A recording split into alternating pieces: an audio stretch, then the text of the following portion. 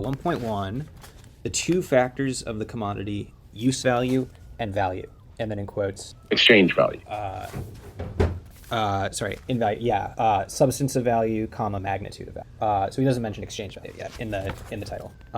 So Oh, yeah. the first sentence is a banger. The wealth of societies in which the capitalist mode of production prevails appears as an immense collection of commodity. The individual commodity appears in its elementary form. Our investigation therefore begins with the analysis of the commodity. So the first thing that he gets into is everything has a use, and everything can be looked at from 2 points of view.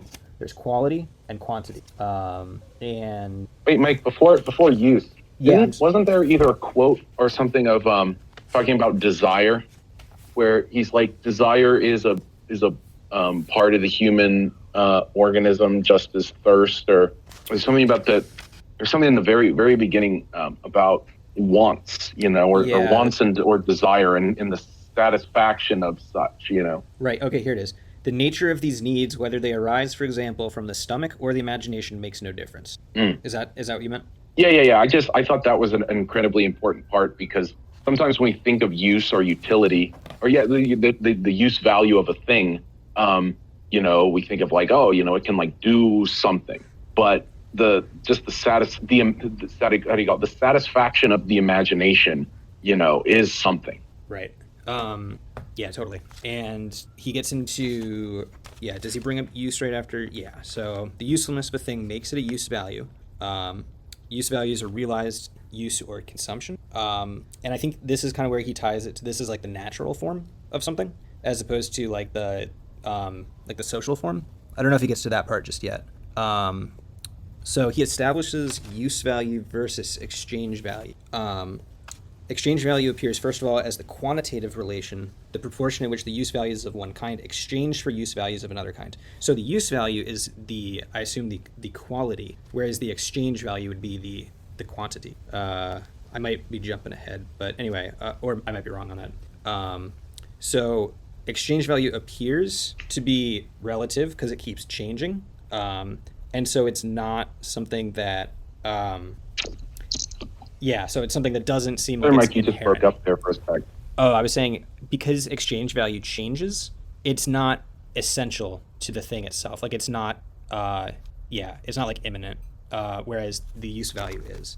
I remember I was listening to Marxist, I think it was Erica Wieland, were talking about like the translation of Capital and his work, like from German, and like how there's some issues that have like kind of like telephone, what we call like the Asiatic mode production or primitive accumulation is more, or I think primitive accumulation is at least stated as primal accumulation, not primitive. Yeah, I haven't gotten to that chapter yet, but I wasn't quite sure what if primitive meant, like historical. Yeah, or from like a primitive way.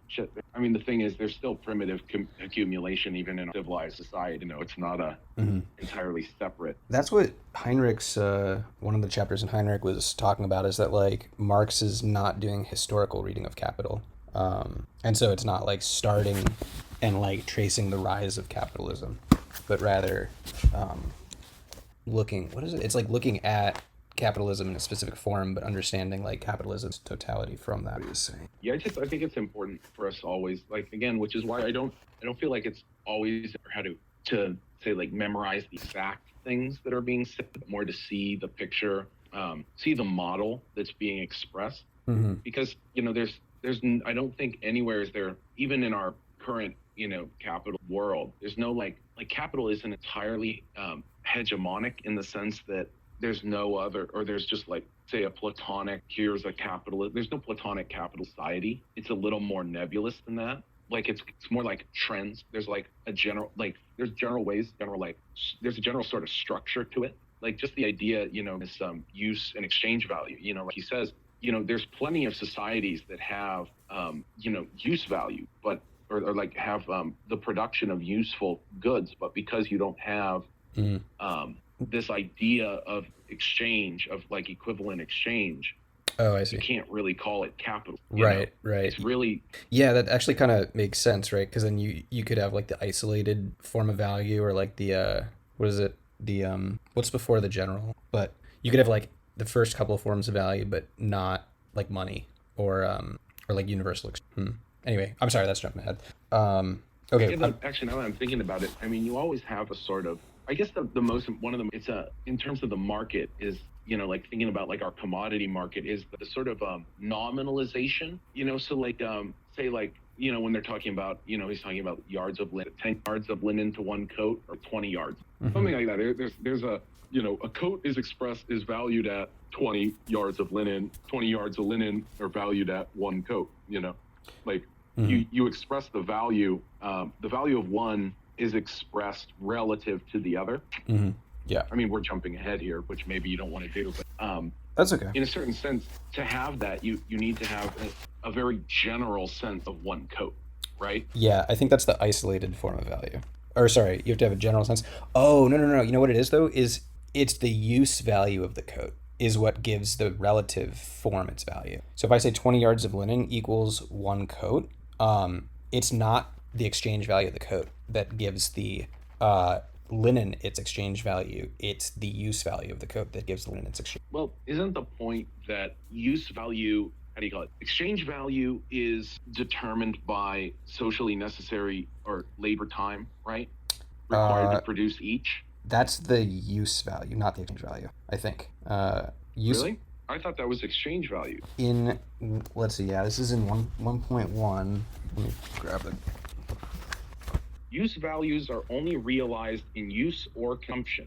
Yeah. They constitute the material content of wealth, whatever its social form may be. In the form of society to be considered here, they also have material bearers. They are also the material bearers of exchange value. So, I mean, the way I take use value, exchange value, you need something because you have a use of, but the exchange value, like how they actually relate to each other is exchange value determined based on the labor time to produce it. Socially necessary, socially relative. I guess he says so. Right. But because essentially if you can produce first a coat needs a certain amount of linen, as there's a certain amount of linen within it, but then it also requires more labor to assemble it to turn that linen into a coat, right? Yeah.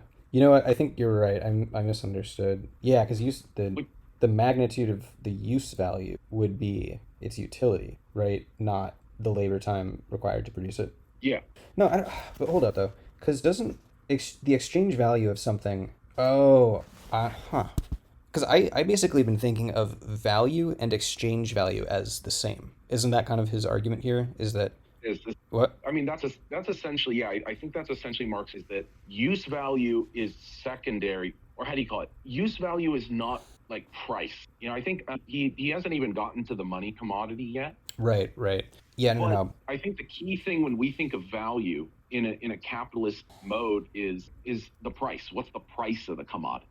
No, but then if that were the case though, if it were the case that socially necessary labor time is what produces is exchange value, then you wouldn't have to have exchange because you can have the production of the commodity without exchanging it. Well, then you're not capital. But I'm saying is exchange value only comes out during exchange, but just the amount of socially necessary labor time does not also include the act of exchange. And I think that we get the exchange value from this whole thing of like placing the other commodity, at least in the isolated form, into the equivalent form, and then that gives the exchange value to the relative form. So if I say 20 yards of linen, its value is one coat, that's determined by what it's exchanged for and not by the amount of socially necessary labor time that went into making the linen, if that makes sense. Yeah, but the point he makes, either in 1.1 or 2, is that the thing that determines their relative value to each other, and what they will exchange for relative to each other. Actually, I got to be honest, I didn't quite understand what the point he was making and the difference between relative and equivalent. I would probably need to go back. I think it's that the equivalent form is what provides the exchange value for the relative form, but it doesn't work the other way, and like it doesn't provide the value for itself. So like 20 yards of linen equals one coat provides the exchange value of the 20 yards of linen and does not speak to the exchange value in any way. Okay, wait, so that's relative or equivalent? In that case, the 20 yards of linen is in the relative form and the coat is in the equivalent. Oh, okay, this is like the commodity you have. I guess it's like Yeah, that was the thing. I mean, obviously I get it's pointless to say one coat is worth one coat, right? Like, Right. because that's just like tautological. The value of one coat is the value of one coat. Yeah. Okay. But I guess so. So it's essentially the commodity in hand, is you would say, oh, it's worth this other, X of this some other commodity, right? So Mhm. the one you have is equivalent to the other, then the other's relative to that. Is it kind of like a direction, in the It sort of is. equal Yeah. It is directional. terms? Is it the direction which points in which way? Yeah. Yeah. So it's relative is left hand side and equivalent is right hand side. Okay. I can read. Let me read a paragraph from Heinrich who covers this. Please, please. The value of the linen is expressed, and the coat serves as a mean of expressing the value of the linen. This is in response to the 20 yards of linen equals 1 coat equation. Both commodities thus play completely different roles in the form of expression of value, and Marx assigns different terms to these roles. The value of the first commodity, linen, is expressed as relative value, meaning in relation to something else. This commodity is in the relative form of value. The second commodity, the coat, serves as an equivalent for the value of the first commodity. It is in the equivalent form of value. In this simple expression of value, only the value of one commodity can be expressed at any given time. Only the value of the linen is expressed as a specific quantity of coat. The value of the coat, on the other hand, is not expressed. However, the expression of value 20 yards of linen are worth one coat does also imply the reverse. One coat is worth 20 yards of linen. Now the coat is in the relative form of value and the linen is in yeah. Okay. But I guess I'm still missing where the socially necessary labor time comes. Sorry, he said it specifically. Like I know it's in 1.1, but I feel like at this point we're in 1.3, and then I don't think he's there. Yeah. Let's backtrack to it. Okay. So he's first he's saying that things relate in a certain ratio. It's around in here. So a simple geometrical example will illustrate. In order to determine and compare the areas of all rectangular figures, we split them into triangles. And the triangle itself is reduced to an expression totally different from its visible shape. Half the product of the base is the altitude, but like height, the height. In the same way, the exchange values of these must be reduced to a common element of which they represent a greater and less. This common element cannot be geometrical, physical, chemical, or other natural property of such properties come into consideration only to the extent they make the commodities useful, i.e. turn them into use value. But clearly, the exchange relation is characterized precisely by action. Within the exchange relation, one use value is worth just as much as another, provided only that it is present in the appropriate. Or as old Barbon says, one sort of wares are good as another, the value be equal. There is no difference or distinction in things of equal value.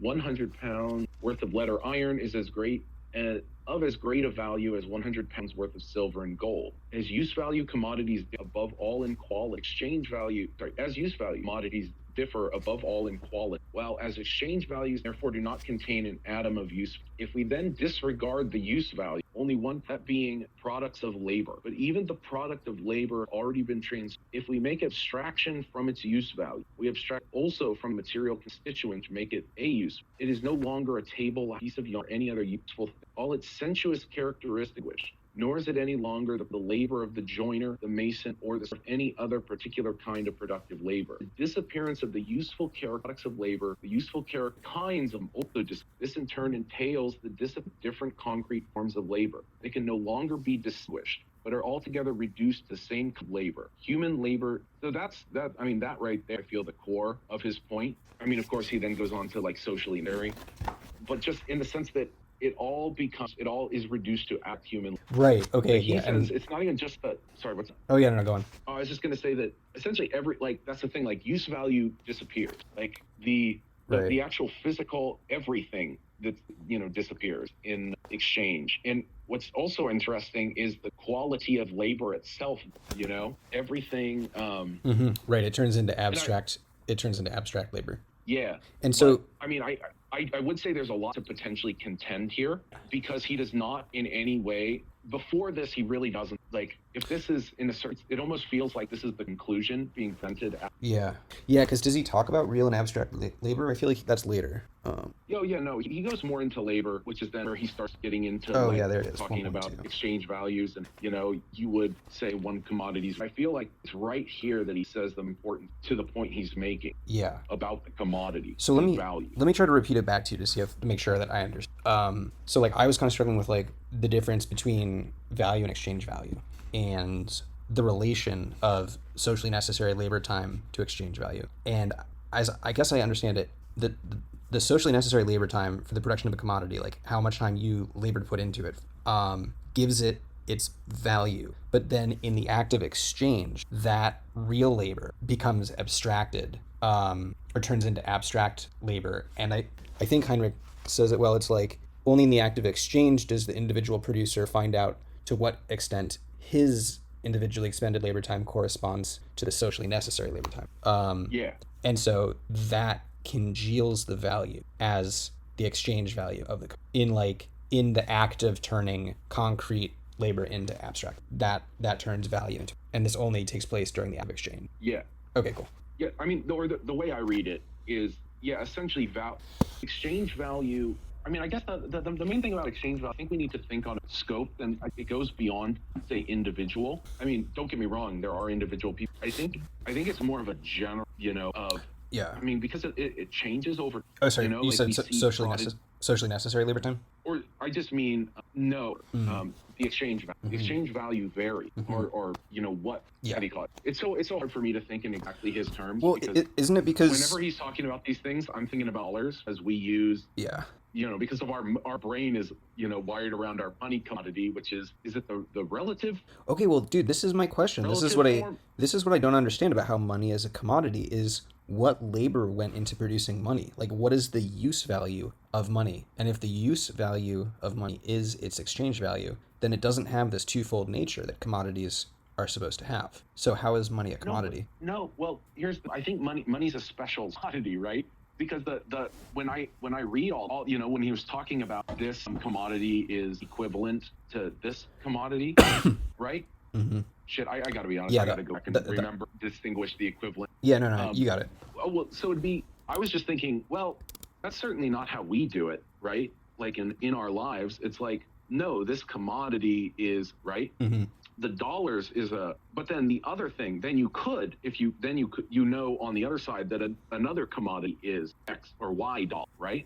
And so essentially the value of the two things are just now separated. Like you just have this in the middle, right? Yeah, because they're universally. Dollars are only what's up. Yeah, it's universally exchanged, and you don't exchange dollars for dollars. Or sorry, maybe I missed. Actually, that is actually a funny thing. You kind of do. You remember? Actually, this is a little aside. There was a SNL sketch. I feel like I forget what it was. It was like a bank.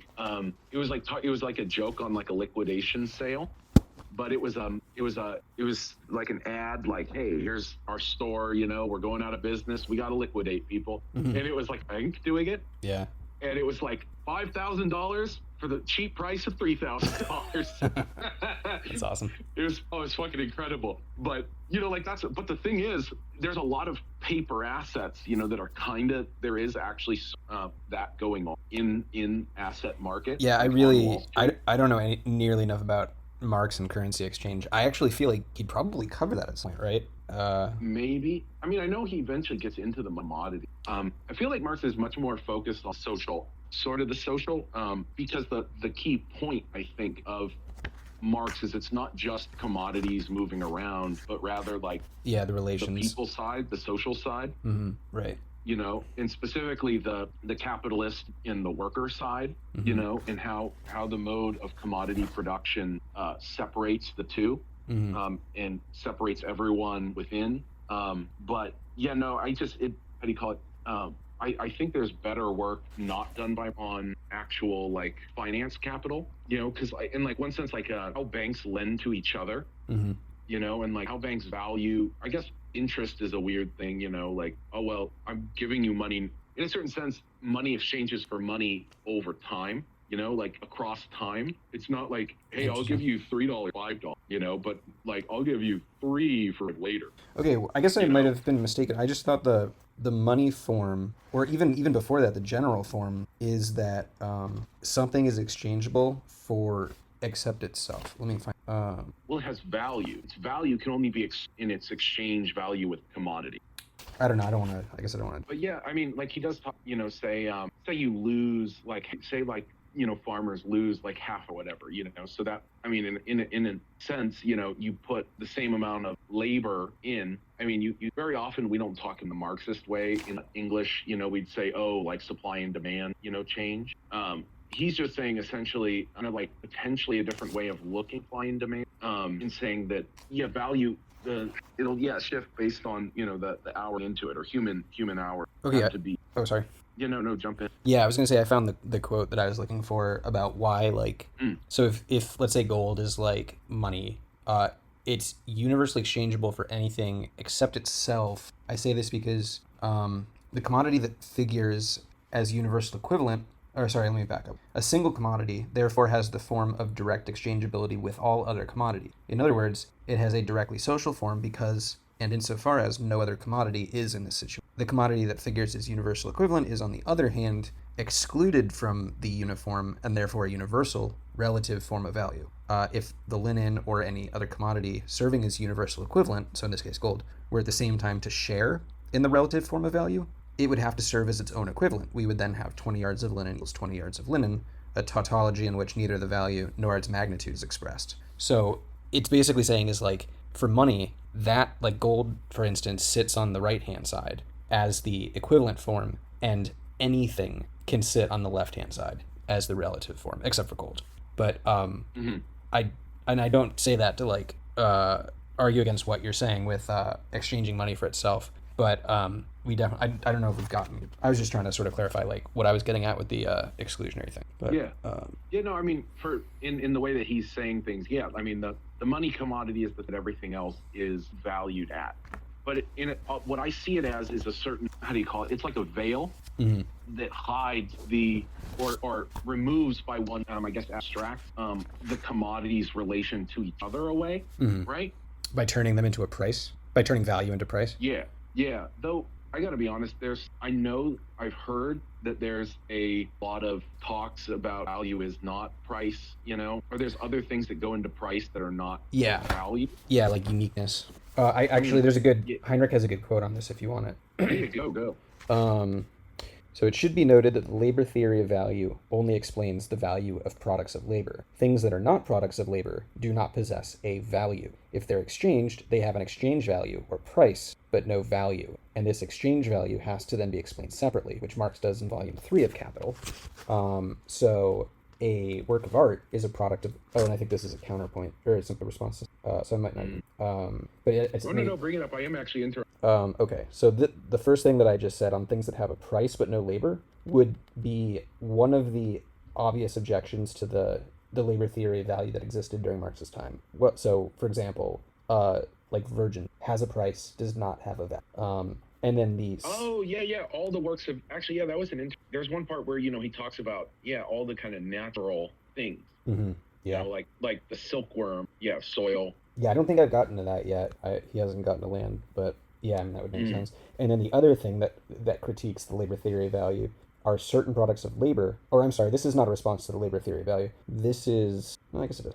There's certain products of labor, such as works of art, whose exchange value is completely independent of the labor time expended for their production. So then, to the second point, a work of art is a product of labor, but unlike normal commodities, a unique object, something that only exists once. The price that a buyer is prepared to pay for it is a collector's price, which hasn't the slightest to do with the labor expended by the artist. However, most economic products are not unique, but rather mass-produced goods, and it is the value of those goods that should... Yeah, well, I mean, the real issue there is, art is it not a commodity? Because it doesn't have a use value. Yeah, because it's singular. Well, the main issue is completely singular. It's unique. Well, are commodities necessarily mass-produced? I just thought commodities are things that can be exchanged, or is it things that require... I assume... Because like services are a commodity, right? But that's not... there hasn't been production yet. The production and consumption takes place at the same time after the purchase of the commodity. I gotta be honest, I'm fairly sure if Marx sees commodity in the sense of like the way that it's exchanged in the market. Okay. Well, because like he talks about shit. I forget where he talked being like within the factory. You don't determine individual exchange. Right. There's labor, but there's no exchange in a factory. Yeah. So there's a division of labor as well, and I think you need division of not just labor for a commodity. Let's see. Well, I I mean, it needs to be like, I guess it exchangeable in a common, so like commonly exchangeable. I just, Yeah. commodities to me always seem like in a general sense. Like you don't talk about, again, No, like oh, sorry. specific. Yeah, it's not like the damn. I think you're right that the frequency of exchange matters, but I think what it matters Mm, for is the commodity's form of value and not whether or not it's a commodity. So, for instance, if there's very infrequent exchange, then you get the isolated form of value. If exchange is pretty common, then you get the mm. sorry, I just get my notes. You get um, the expanded form of value. And then in like the world of exchange, that's where you get the general form of value, where everything is like universally exchangeable. But I think in all three of those cases, you still have commodity.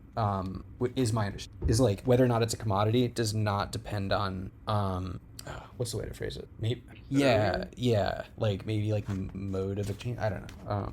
But I do have a I quote guess on services. But yeah, I'm sorry. Go on about commodities. I don't know. I guess I would say I guess that is things sold and have use, but aren't necessarily mass commodity produced. But I guess the majority of Mm-hmm. exchange Yeah. in the Yeah. capitalist Yeah. system, Right. industries are Right. Right. sort of bulk. And Yeah, I don't think Marx has gotten to capitalism. Like he talks about yeah.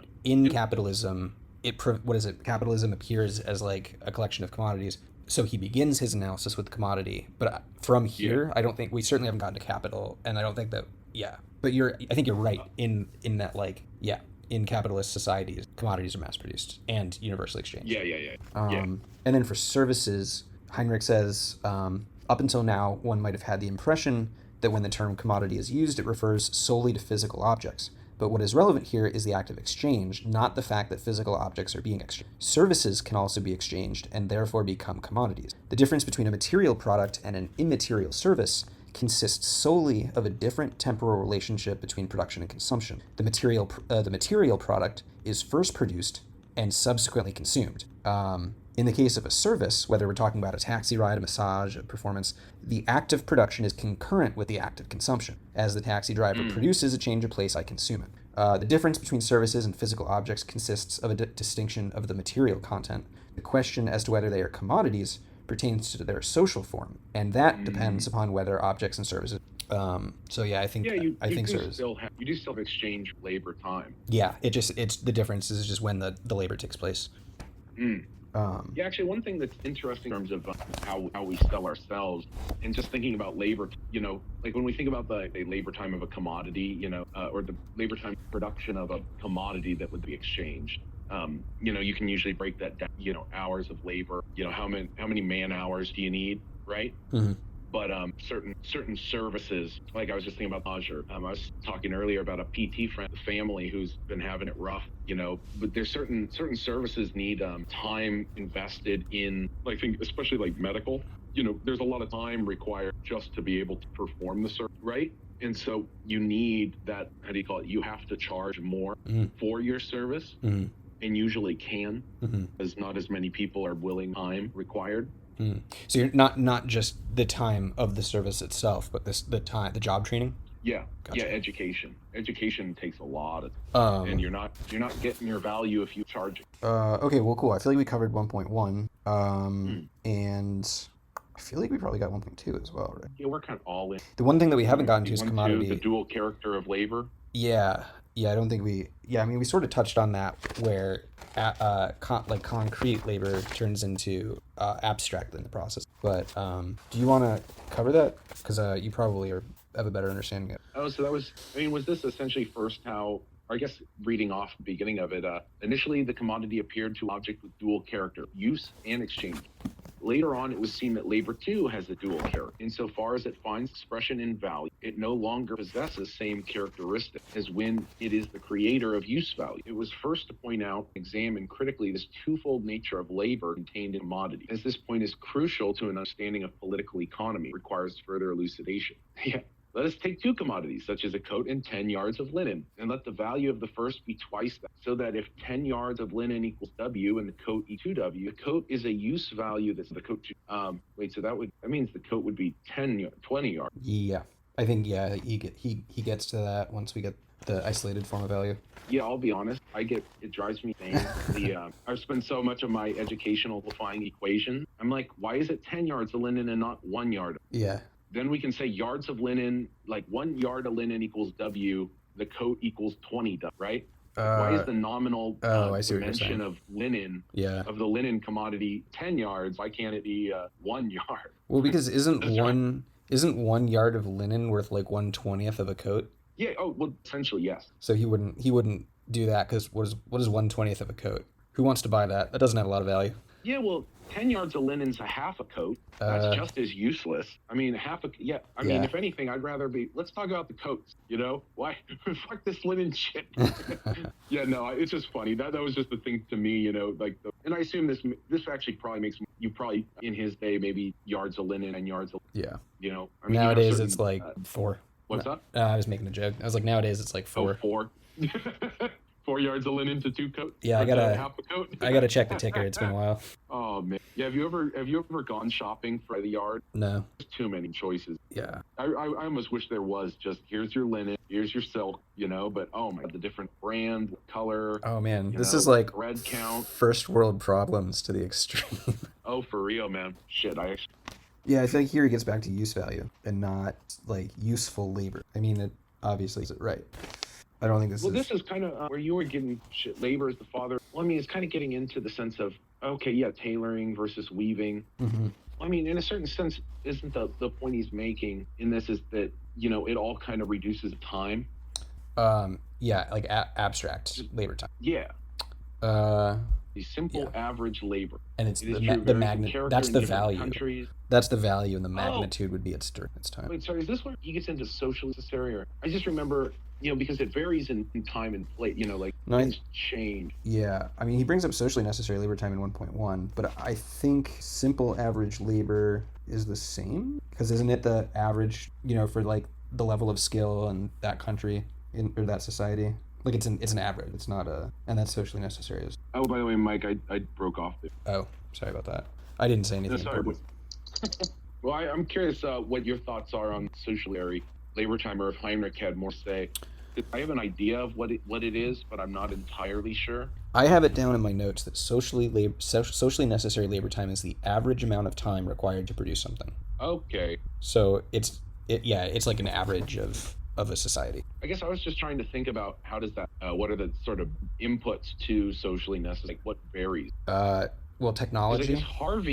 I remember Harvey saying, when Harvey was talking about socially necessary labor time as like what, it was more like what your needs are, like how much time you need to reproduce to reproduce yourself. Sort of. So it was more like, or to reproduce your social existence. I don't think that's socially necessary labor time. Okay. Yeah, that's the thing. It seemed different from, I wasn't sure where. Yeah, maybe I can get Heinrich on Harvey. Yeah, I'm sure Heinrich has this as well. Pull a quote. I am reading Harvey as well, but I haven't picked it up in a minute, so I can. No. I'm curious. I just remember, I think it was Harvey was talking about, so like one aspect of, say, an earlier society was like with women doing a lot of unpaid work or unpaid labor. Mm-hmm. In terms of like home maintenance, cooking, cleaning, potentially doing like home agriculture, say purely for the family. Harvey was making that socially necessary labor time had more to do with like how many hours you need to work, hours a laborer needs to work to get the necessary commodities for their life. So it was more like a it had a more political economic sort of bent to it. But it seems like Marx, and I'm guessing Heinrich, more like it has a lot of more implications about like technological ability, right? So like machines reduce socially necessary labor time. Mm-hmm. Right, exactly. Sorry, I'm allowing the same, say, commodity production to happen, and with the use of like half or even less. I forget if it was here he mentions like the machine mills. Okay, here we go. Took forever. The extent to which individually expended labor time counts as value creating labor depends, among other things, upon whether the socially necessary labor time, that is, the labor time necessary at a specific socially conventional level of the productivity and intensity of labor, was expended or not. If, for example, the the socially necessary labor time required for the production of a type of table is 10 hours, and if a particular person produces it in 8 hours, then he has produced the same value in 8 hours that other producers do in 10. He can therefore sell a product of 8 hours of labor as if it was the product of 10 hours of labor. And then this is, I guess, the role of the capitalist, but I think I jumped ahead just to steal the definition of socially necessary labor time. Go. The role of the Oh, capitalist. no. I'm like, I don't want to jump ahead to where I am in capital, so I'm Well, gonna let me fill in where I think this goes. Yeah. The role of the capitalist is to be the one doing it, something that everyone else does in 10 hours in 8 hours.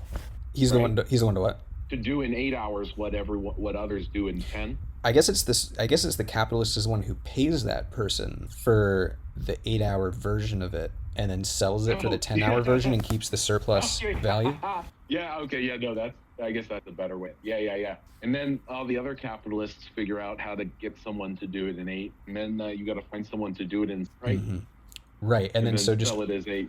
Over time, technology will, and maybe other forces will increase productivity and drive down the amount of socially necessary labor time required for a particular commodity. And so I guess people's labor becomes worth how does that work? It's like maybe there's less of a declines. Yeah, right? Okay.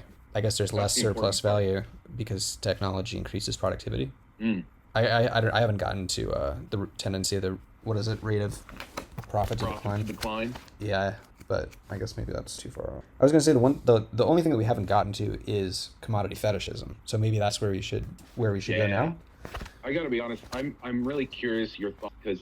Yeah, I read this about 6 months ago, so I'm gonna go a lot from memory. I have some very sparse notes, but I'll give it a shot. Well, the key phrase, the social relationship object becomes material relations. The social relation between things becomes the material relation people, right? Yeah, it's like to Zizek, it's an inversion. But maybe we shouldn't talk about Zizek. But yeah, that's right. It's we mistake things for having relations with each other as stand-ins for people having relations. Is that, yeah, that's right? Like we think that things have a relationship with each other because, and then the secret of the commodity is that commodities encapsulate the social relations that produce them, and that is why, I guess that's why we see that, or we fail to see the social relations encapsulated in the commodity. Yeah. Well, that was it. That's about all I remember from that section. I guess I was just curious. I mean, is it just kind of a play on words? The social relationship. I mean, the fact that commodities are social, it just seemed a little like it seemed out of place. Like I guess, like you said, it's an inversion. Sorry, what were you curious about? Oh well, it's like you would think that commodities would be the ones with material relations, be the ones with social the social has to do with humans. Yeah, and I don't know. It's strange to say. I feel like that's maybe the price we pay by like having abstract thought is that we kind of like do this displacement. Like we know that things have relations with each other, but we sort of mistake what the things themselves are. I think it was like, maybe it was Heinrich, or I don't think it was Marx himself, was saying that like Marx really drives home that society is not a collection of individuals, it's a collection of relations, or it's a collection of relations, where it's like, if you have an army or something, here it is. So if soldier A is commanded by Staff Sergeant B, then A is subordinate and B is superior. The property of being a subordinate or a superior arises from the specific relationship between A and B within a military hierarchy, but are not inherent to them as people outside of this hierarchy. In the case of value, a property that only exists within a relationship appears to be an objective property that is also inherent outside of this relationship. If we attempt to locate this quote-unquote objectivity outside of the exchange relationship, it eludes our grasp. The objectivity of value is quite literally a spectral objectivity. Yeah. But it reminds me of the, or I was just thinking about, what is it, Kierkegaard, what is the self, is a relating relation that relates itself in itself. Is that between finite and infinite? Is that from Eeyore? No, that was Sickness Unto Death, I think. Oh, okay, yeah, I haven't read that. Yeah. Despairing relation. I mean, it makes sense, too, that Marx sees it that way, because I think dialectics doesn't really treat things as, like, first-class citizens. Instead, it has, like, processes and relationships, and, like, change. Like, things are constantly changing. So the idea of, like, a static definition of a thing fails to account for this constant change. So, like, instead, dialectics looks at relations and how those change over time, and like what that tells us about the Yeah. things involved. Yeah, I remember. I remember exchange. This is not exactly the capital exchange, but or capital exchange of commodities, but I guess actually it is technically. I remember trading basketball cards as a kid, Mm-hmm. and I remember I made a bad trade because of like social pressure. You know, it was kind of peer pressured. Like I was just and didn't know how to like say no. You know, when someone was like forcing a trade. Yeah. And Yeah. I Yep. remember my mom went and took me to the store and bought the Beckett. You know, it's like the price guide. Mm-hmm. I just remember it was kind of like, I remember thinking how odd it was because it was like, here's this guide that says like this card of this year is worth, you know, essentially this much condition. Mm-hmm. You know, so say you have a mint card, it's worth this. Say it's good, it's worth a little less, you know. And it was always like some like 2.32, you know, like Yeah. $2.32, something Right. like that. Right. And there was a time where I was like, okay, I'm gonna like learn the price value of all my cards. And it's sort of ridiculous, but like what that actually was, like as I later kind of figured out, was it was just sort of what are they exchanging for, Mm-hmm. in a sort of average sense. Yeah, because you traded it for a card, but this is dealing with it in terms of money. Yeah, but it's also you can't really, or the exact value you're gonna, or the exact price you're gonna get for it, for something to be different. You know, it's there's going to be individual variations. You know, when how do you call it, when you're tracking things in bulk, you know, you get sort of a different picture. I just remember thinking, or just the idea that it is actually worth some dollars, you know, is just ludicrous. Right. So I was just thinking about the sort of idea of like concrete value. Yeah. Yeah. But yeah, it's I mean, in a certain sense, the real value is, you know, what actually comes out in the exchange. Yeah. Right. And so yeah, it's you don't. Yeah, I was just reading Heinrich's take on commodity fetishism. I think it's pretty concise. But he says that yeah, producers or people under the conditions of commodity production, producers do not relate to one another in a direct social way. So when there's a division of labor, we don't directly relate to each other. We first enter into a relationship during the act of exchange. Hold up. Sorry, let me back up. You know, I'm just going to read the quote from Marx. Or sorry, what? Yeah, go. So the mysterious character of the commodity form consists therefore simply in the fact that the commodity reflects the social characteristics of men's own labor as objective characteristics of the products of labor themselves, as the socio-natural properties of these things. Hence, it also reflects the social relation of the producers to the sum total of labor as a social relation which exists apart from and outside the producers. So Heinrich says here, in every social form of production characterized by a division of labor, people stand in a particular social relationship to one another. In commodity production, this social relationship between people appears as a relationship between things. It is no longer people who stand in a specific relationship with one another, but commodity. So I'm just trying to remember if this is talking about, so like let's say you have in a factory, you know, 4 different areas and you have like a worker in each one. Is it when I buy that commodity, I am buying that division, like I'm buying that social relation in the commodity itself, I think is what it's saying. Well, but more important, how you got your money. I mean, because Yeah. the money just stands in for the relation commodities, right? Oh, But your money. oh, okay. So really I mean, because your money is also from it. Got it. So I'm relating to those factory workers by purchasing their product. And the money that I give is a stand-in for like whatever commodity I would be giving to them. That's a product of my labor. So in that way, whatever you're producing. yeah, right. So in that, you're producing something, they're producing. Okay. You know, the money, or like you relate to each other through the exchange of commodity. Okay. So it's not that a commodity encapsulates the social relations that produced it. It's that the act of exchange is where the exchange of commodities is your social relationship to them. Yeah, but there's not really a hierarchy in exchange of these, right? Like I felt like, no, I guess it's not really about hierarchy in this case. Like if I buy a shirt that was made in Vietnam, then that is my what I'm buying is like maybe the exchanged commodities stand in for the relationship between me and these people because we don't have a relationship. Only through the act of exchange are the products of our labor related. So then I mistake the exchange of commodities for having the relationship. Or I mistake the commodities for having a relationship when in reality it's that we have a relationship which is mediated through the act of it. Yeah. Okay. But I mean, you know, this is actually kind of, you kind of brought it out. and it's kind of the interesting side of like Right. Like I have you all these friends in like Chinese sweatshops that I wasn't aware of. know.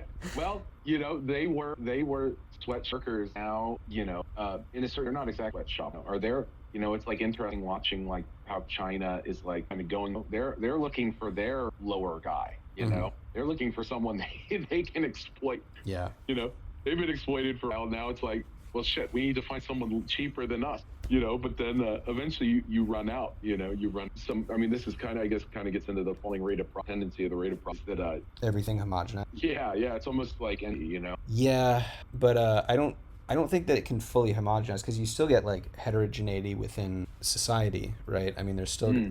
there's going to be anyway. Yeah, I mean, I'm sure we both have a Oh, pretty bleak outlook on the future of late capital, so I don't necessarily.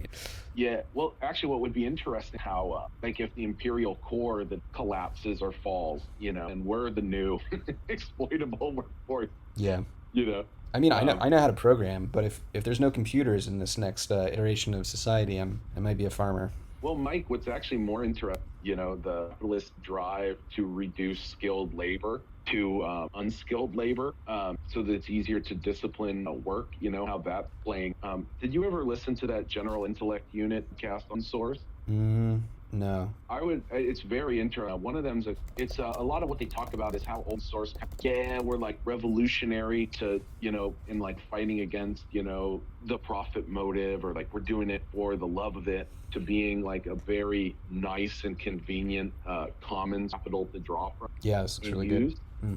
And so coders that used to, how do you call it? When everyone kind of had their own code that was from everyone else and no one was sharing, you were and had to be responsible as a coder for all of your own code. But nowadays, so much of coding is like wiring together commonly available open libraries, Mm-hmm. to get whatever function you want. Mm-hmm. And there's a certain amount of de-skilling, or you don't necessarily need as many highly skilled Mm-hmm. Yeah. people if you can kind of invest in, say, certain projects that create and maintain libraries, like real important coding functionality. You invest a lot in those, and everyone else use them, lots of cookie cutter I mean, code snippets. isn't this the exact same way that technology goes, where it's like people have to do a lot of things themselves and there's a lot of manual steps and it's difficult and, technology becomes more available. I guess in this case with open source it's completely free, whereas and so yeah, I guess the capitalist doesn't have to then purchase tools to increase productivity.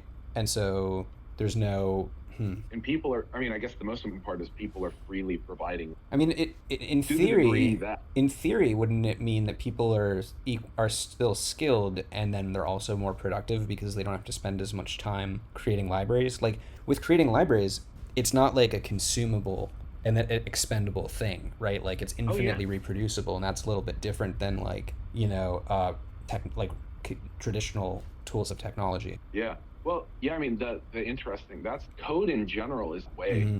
Yeah. because essentially there's no cost to reproduce, or incredibly minimal reproductive cost initial. Hmm. Like we were talking about art earlier, but say someone does graphic or digital art, aside from like copyright claim, essentially intellectual property law, there's really no value. Well, like, does in, it hmm, does open source mean that code is no longer a commodity because it removes the exchange of code? Like we no longer buy proprietary solutions for things because there's open source versions, and then all we do is like copy a bunch of code for free. And if there's no exchange, then it's not a commodity, right? Whereas code used to be a commodity.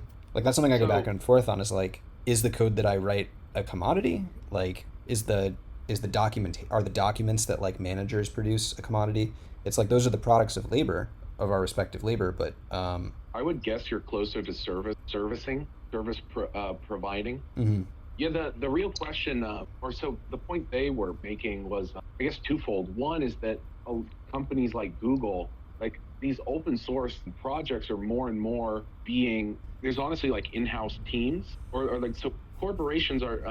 What is it? React.js that Mm-hmm. like Facebook Yeah. created, but then they released open source, right? Mm-hmm.